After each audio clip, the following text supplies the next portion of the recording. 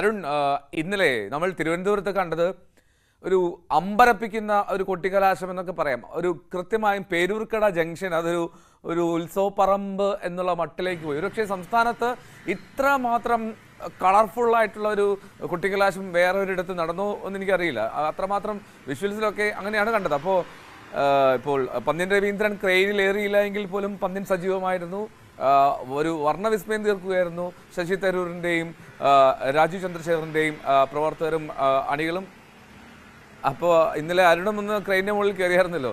അപ്പോൾ ഈ കൊട്ടിക്കലാശത്തിൻ്റെ അവസാന നിമിഷങ്ങളിലെ ആ ഒരു ഊർജത്തിൽ മുന്നണികൾ എന്താണ് കണക്കൂട്ടുന്നത്? ഒരു മത്സരം തന്നെയായിരുന്നു ഇന്നലെ തിരുവനന്തപുരത്ത്.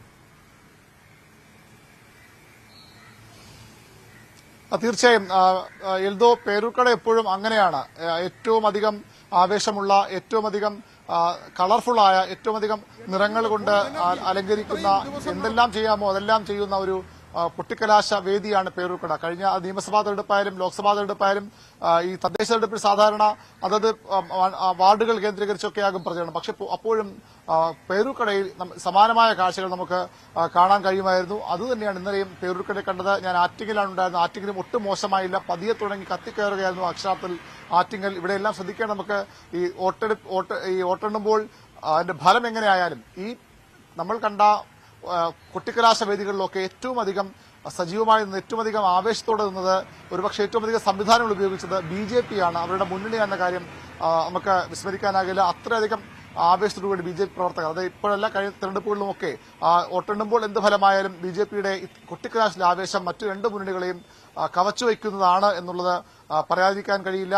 അത് ഈ 2 മാസം നീണ്ട പ്രചരണത്തിലും അത് പലയിടത്തും നമുക്ക് കാണാനായി. അതുകൊണ്ടാണ് അവർ ഈ വലിയൊരു വിജയപ്രതീക്ഷ എപ്പോഴും 2 ഡിജിറ്റ് എന്ന് പ്രധാനമന്ത്രി പറയുമ്പോഴും അത്ഭുതങ്ങൾ സംഭവിക്കുമെന്ന് BJP പ്രതീക്ഷിക്കുന്നത്. ആറ്റിങ്ങലിലൊക്കെ നമ്മൾ കണ്ടത് ശരിക്കും അവിടെ ഒരു ത്രികോണ പോരാട്ടം എന്ന് പറയുമ്പോഴും തുടക്കത്തിൽ അവസാന ഘട്ടം വരെയും ഇടത് വലത് മുന്നണികൾ നേരിട്ടുള്ള ഒരു ഏറ്റുമുട്ടൽ. പക്ഷേ അവസാനം ഇന്നലെ നേതാക്കളുമായി സംസാരിക്കുമ്പോൾ അങ്ങനെയല്ല കാര്യങ്ങൾ. അവിടെ BJP അതിശക്തമായ രീതിയിൽ പ്രചരണം നടത്തിയിരുന്നു. അതുകൊണ്ട് തന്നെ അവർ വലിയൊരു മുന്നേറ്റം അവിടെ പ്രതീക്ഷിക്കുന്നു. 2,48,000 വോട്ടാണ് കഴിഞ്ഞ തവണ ശോഭാ സുരേന്ദ്രൻ പിടിച്ചത്. അത് പിടിച്ചെടുക്കുക എന്നത് V മുരളീധരന് വെല്ലുവിളിയാകുമെന്നായിരുന്നു പൊതുവിൽ കണക്കൂട്ടി. പക്ഷേ ഒരുപക്ഷെ അതും കടന്നു പോയേക്കാം എന്ന ഒരു വിലയിരുത്തലാണ് മറ്റു മുന്നണികളുടെ ക്യാമ്പുകളിൽ നിന്ന് പോലും ലഭിക്കുന്നത്. അങ്ങനെയെങ്കിൽ അവിടെ അതിശക്തമായ ത്രികോണ പോരാട്ടം നടക്കുന്ന തൃശൂരിനൊപ്പം നിർത്താവുന്ന ഒരു മണ്ഡലമായി ആറ്റിങ്ങൽ മാറും. തിരുവനന്തപുരം പൂർണ്ണമായും അപ്രവചനീയമാണ് അവസ്ഥ.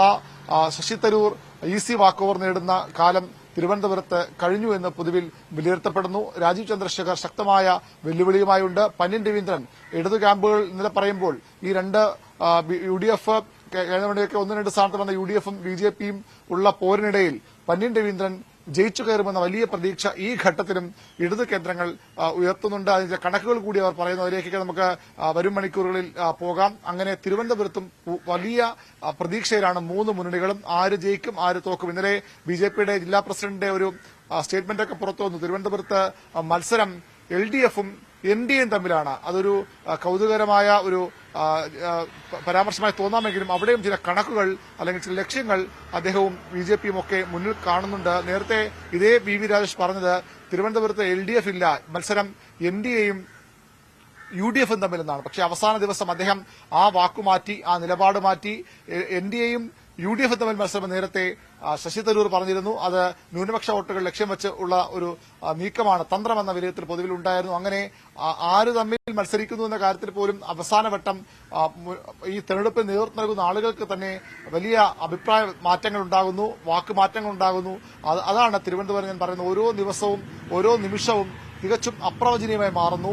കഴിഞ്ഞ കാലങ്ങളിൽ എതിർ സ്ഥാനാർത്ഥിക്കൊപ്പം നിന്ന വോട്ട് ബാങ്കുകളെ, വോട്ട് ഗ്രൂപ്പുകളെ ഒപ്പം ചേർക്കാനുള്ള നീക്കങ്ങൾ ഇന്നലെ രാത്രി വൈകിയും സജീവമായി നടന്നു. പലയിടത്തും നമുക്കറിയാം ക്രൈസ്തവ വോട്ടുകൾ വളരെ പ്രധാനപ്പെട്ട ഒരു മേഖലയാണിത്. മുസ്ലിം വോട്ടുകൾ വളരെ വിജയം നിർണ്ണയിക്കുന്ന മേഖലയാണ് തിരുവനന്തപുരം.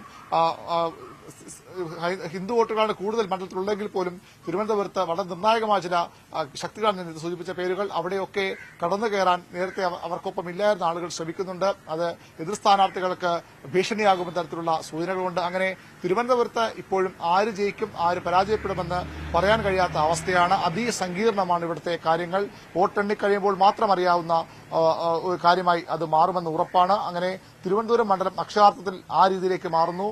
ആറ്റിങ്ങലിലും ഒട്ടും പിന്നിലല്ല തെരഞ്ഞെടുപ്പ് ആവേശവും തെരഞ്ഞെടുപ്പ് പോരും അവിടെയും ചില അത്ഭുതങ്ങൾ സംഭവിച്ചേക്കാമെന്ന ചർച്ചകൾ പൊതുവിൽ ഉയർന്നു വരുന്നുണ്ട്. ഞാനത് വിജയുടെ കാര്യം മാത്രമല്ല രണ്ടാമത് വരുന്ന ആളുകൾ രണ്ടാമതെത്തുന്ന മുന്നണിയുടെ കാര്യത്തിൽ പോലും അത്തരത്തിൽ ചില രണ്ടാമതെത്തുന്ന കാര്യത്തിൽ പോലും അവിടെ വലിയ അനിശ്ചിതത്വങ്ങൾ അടിയൊഴുക്കുകൾ അവസാന മണിക്കൂറുകൾ ഉണ്ടാകുന്നു എന്നാണ് നമുക്ക് ഈ രാഷ്ട്രീയ പാർട്ടി നേതൃത്വങ്ങളുമായി സ്ഥാനാർത്ഥികളുമായൊക്കെ സംസാരിക്കുമ്പോൾ മനസ്സിലാകുന്നത്. അങ്ങനെ അക്ഷരാർത്ഥത്തിൽ അപ്രവചനീയമായി മാറുകയാണ് തലസ്ഥാന ജില്ലയിലെ 2 ലോക്സഭാ മണ്ഡലങ്ങളും.